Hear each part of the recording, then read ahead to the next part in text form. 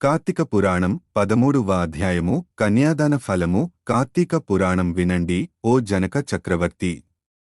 కార్తీకమాసములో ఇంకను విధిగా చేయవలసిన ధర్మములు చాలాయున్నవి.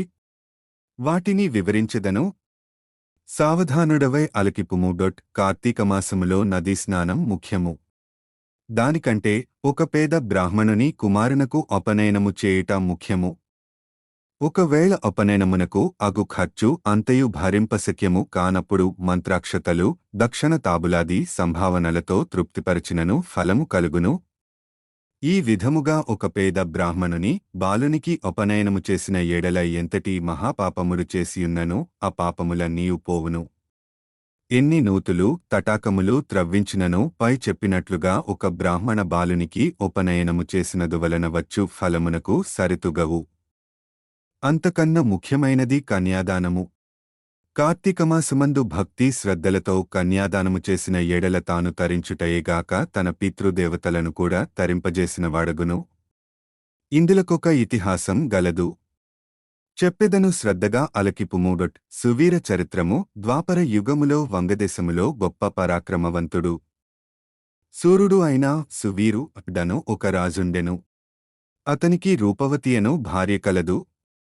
ఒకసారి సువీరుడు శత్రురాజులచే ఓడింపబడినవాడై భార్యతో అరణ్యమునకు పారిపోయి ధనహీనుడై నర్మదా నదీ తీరమందొక పర్ణశాలను నిర్మించుకొని కందముల ఫలాదులను భక్షించుచు కాలము గడుపుచుండెను. కొన్ని రోజుల కాతని భార్య ఒక బాలికను కనెను. ఆ బిడ్డను అతి గారాబముతో పెంచుచుండిరి. క్షత్రియ వంశమందు జన్మించిన ఆ బాలికను ఆహారాది సదుపాయములు సరిగా లేకపోయినప్పటికీ శుక్ల పక్ష చంద్రునివలే దినదినాభివృద్ధి నొందుచు అతిగారబముతో పెరుగుచుండెను. ఆమె చూచు వారిలకు కనుల పండువుగా ముద్దులకు మాటలతో చాలా ముచ్చటగా నుండెను.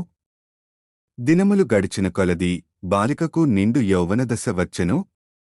ఒక దినము వానప్రస్థుని కుమారుడా బాలికనుగాంచి ఆమె అందచందములకు పరవశుడై ఆ బాలికను తనకిచ్చి పెండ్లి చేయమని ఆ రాజును కోరెను.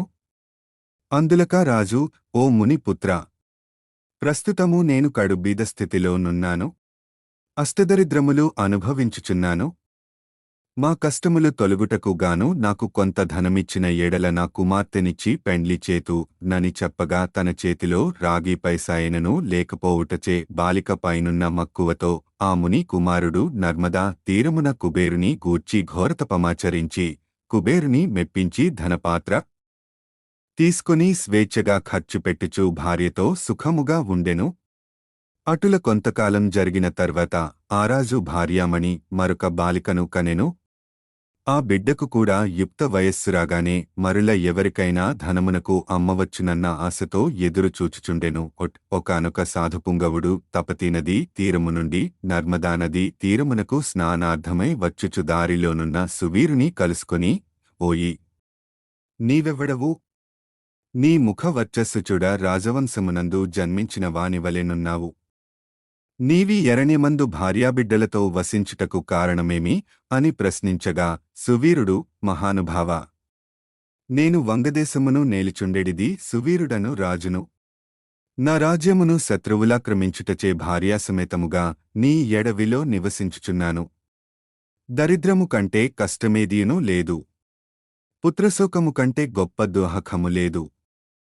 అటులనే భార్యా వియోగము కంటే గొప్ప సంతాపము మరొకటి లేదు. అందుచే రాజ్యభ్రష్టుడనీనందున ఈ కారడవిలోనే సకుటుంబముగా బ్రతుకుచున్నాను. నాకు 2 కుమార్తెలు. అందు మొదటి కుమార్తెను ఒక ముని పుత్రునకిచ్చి వాని వద్ద కొంత ధనము పుచ్చుకొంటిని. దానితోనే ఇంతవరకు కాలక్షేపము చేయుచున్నాను అని చెప్పగా, ఓ రాజా, నీవు ఎంతటి దరిద్రుడవైననో ధర్మసూక్ష్మము లాలోచుపక కన్యనమ్ముకొంటివి. కన్యావిక్రయము మహాపాతకములలో నొకటి. కన్యను విక్రయించినవారు అసిపత్రవన మను నరక మనుభవితురు. ఆ ద్రవ్యములతో దేవముని పితృదేవతా ప్రీత్యర్థము ఏ వ్రతము చేసినను వారు నశితురు. అదీనుగాక కన్యావిక్రయము చేసిన వారికి పితృదేవతలు పుత్రసంతతి కలుగకుండా శపింతురు. అటులనే కన్యను ధనమిచ్చుకొని పెండ్లాడిన వారు చేయు గృహస్థ ధర్మములు వ్యర్థమగుటైగాక అతడు మహా నరకమనుభవిచును. కన్యావిక్రయము చేసిన వారికి ఎట్టి ప్రాయశ్చిత్తము లేదని పెద్దలు వక్కాణిచియేయున్నారు. కావున రాబోయే కార్తీక మాసమున నీ రెండవ కుమార్తెను నీ శక్తికొలది బంగారు ఆభరణములతో అలంకరించి సదాచార సంపన్నునకు ధర్మబుద్ధి గలవానికి కన్యాదానము చేయుము.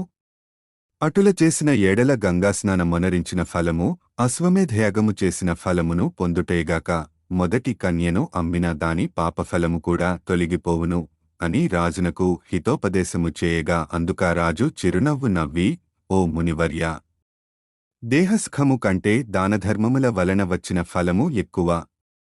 తాను బ్రతికుండగా భార్యాబిడ్డలతోనూ సిరి సంపదలతోనూ సుఖముగా ఉండక చనిపోయిన తర్వాత వచ్చడి ఏదో మోక్షము కొరకు ప్రస్తుతమున్న అవకాశమును చేతులారా జారవిడువమాటారా? ధనము బంగారము కలవారే ప్రస్తుతము లోకములో రాణిపగలరు కాని ముక్కు మూసుకొని నోరు మూసుకొని బక్క చిక్కి శల్యమయున్న వారిని లోకము గుర్తిస్తుందా, గౌరవిస్తుందా? ఐహిక సుఖములే గొప్ప సుఖములు. కాన నా రెండవ కుమార్తెను కూడా నేనడిగినంత ధనమెవరిత్తురో వారికే ఇచ్చి పెండ్లి చేయుదును కాని కన్యాదానము మాత్రము చేయను అని నిక్కచిగా నుడివెను. ఆ మాటలకు సన్యాసి ఆశ్చర్యపడి తన దారిన తాను వెడలిపోయెను. మరికొన్ని దినములకు సువీరుడు మరణించెను. వెంటనే యమభటులు వచ్చి వానిని తీసుకొనిపోయి యమలోకములో అసిపత్రవనమను నరక భాగమున పడవేసి అనేక విధములుగా బాధించిరి. సువీరుని పూర్వీకుడైన శృతకీర్తియను రాజు ధర్మయుక్తంగా ప్రజలను పాలించి ధర్మాత్ముడై మూతి చెందిన పిమ్మట స్వర్గమందు సర్వసౌఖ్యములు అనుభవించుచుండెను. సువీరుడు చేసిన కన్యావిక్రయము వలన ఆ శృతకీర్తిని కూడా యమకింకరులు పాశములతో బంధించి స్వర్గము నుండి నరకమునకు తీసుకుని వచ్చిరి. అంతటా శృతకీర్తి, నేనెరుగున్నంతవరకును ఇతరులకు ఉపకారమును చేసి దానధర్మాదులు యజ్ఞయాగాదులనరించి యున్నాను. నాకీ దుర్గతి ఏల కలిగే నని మనమునందుకొని నిండుకొలువు దీయున్న యమధర్మరాజు కడకేగి నమస్కరించి, ప్రభూ, నీవు సర్వజ్ఞుడవు, ధర్మమూర్తివి, బుద్ధిశాలివి, ప్రాణకోటినంతను సమగా జూచుచుందువు. నేనెన్నడూ ఏ పాపమూ చేసియుండలేదు. నన్ను స్వర్గలోకము నుండి నరకమునకు దోడ్కొని వచ్చుటకు కారణమేమి? సెలవిండు అని ప్రాధేయపడెను. అంత యమధర్మరాజు శృతకీర్తిని గాంచి, శృతకీర్తి, నీవు న్యాయమూర్తివి, ధర్మజుడవు, నీవెటువంటి దురాచారములు చేసియుండలేదు. అయిననేమి? నీ వంశీయుడగు సువీరుడు తన జ్యేష్ఠపుత్రికను ధనమునకాసించి అమ్ముకొనెను. కన్య నమ్ముకొనే వారి పూర్వీకులు ఇటు 3 తరములవారు అటు 3 తరములవారును వారెంతటి పుణ్యపురుషులేనను నరకమనుభావించుటయేగాక నిజ్జన్మలెత్తవలసియుండును. నీవు పుణ్యాత్ముడవనియు ధర్మాత్ముడవనియు నేనెరుగుదునుగాన నీకొక ఉపాయము చెప్పెదను. నీ వంశీయుడగు సువీరునకు మరియొక కుమార్తె కలదు. ఆమె నర్మదా నదీతీరమున తన తల్లి వద్ద పెరుగుచున్నది. నా యాశీర్వాదము వలన నీవు మానవ శరీరము దాల్చి అచటకు పోయి ఆ కన్యను వేదపండితుడును శీలవంతుడునగు ఒక విప్రునకు కార్తీకమాసమున సాలకృతముగా కన్యాదానము చేయించుము. అటుల చేసిన ఎడల నీవు, నీ పూర్వీకులు, సువీరుడు, మీ పితృగణములు కూడా స్వర్గలోకమున కెగుదురు.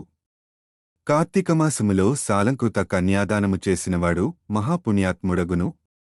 పుత్రికా సంతానము లేనివారు తమ ద్రవ్యముతో కన్యాదానము చేసినను లేక విధివిధానముగా ఆబోతునకు వివాహమునర్చినను కన్యాదాన ఫలమబ్బును. కనుక నీవు వెంటనే భూలోకమునకేగి నేను తెలిపినటుల చేసితివేని ఆ ధర్మకార్యము వలన నీ పితృగణము తరింతురు. పోయిరమ్ము అని పలికెను. శృతకీర్తి యమునకు నమస్కరించి సెలవు తీసుకుని నర్మదా తీరమున ఒక పణకుటరములో నివసించుచున్న సువీరుని భార్యను, కుమార్తెను చూచి సంతోషపడి ఆమెతో యావత్తు విషయములు వివరించి కార్తీకమాసమున సువీరుని రెండవ కుమార్తెను సాలంకృత కన్యాదాన వివాహము చేసెను. అటుల కన్యాదానము చేయుట వలన సువీరుడు కూడా పాపవిముక్తుడై స్వర్గలోకములోనున్న పితృదేవతలను కలుసుకొనెను. కన్యాదానము వలన మహాపాపములు కూడా నాశనమగును. వివాహ విషయములో వారికి మాట సహాయము చేసినను పుణ్యము కలుగును. కార్తీకమాసమున కన్యాదానము చేయవలేనని దీక్షభూని ఆచరించినవాడు విష్ణు సాన్నిధ్యము పొందును. శక్తి కలిగియుండి ఉదాసీనత చూపువాడు శాశ్వత నరకమున కేగును. ఇట్లు స్కాంద పురాణ తర్గత వశిష్ఠ ప్రోక్త కార్తీక మహాత్మ్యమందలి త్రయోదశాధ్యాయము 13వ రోజు పారాయణము సమాప్తము. ఓం నమః శివాయ. శివాయ గురువే నమః. పరమపవిత్రమైన కార్తీక మాసం సందర్భంగా జగద్గురువులు శ్రీ శ్రీ శ్రీ ఆది శంకరాచార్యులుచే రచించబడిన శివానందలహరి పారాయణ చేయడం చాలా ఉత్తమమైనది. కనీసం శ్రద్ధగా భక్తితో పూర్తిగా విన్నా ఆ మహాదేవుని ఆశీస్సులు పొందవచ్చు. దయచేసి పూర్తిగా వినండి. లైక్ చేసి సబ్స్క్రైబ్ చేయడం మర్చిపోవద్దు. అచ్యుత అందరికీ తెలిసేందుకు దయచేసి షేర్ చేయండి. హిందూ ధర్మం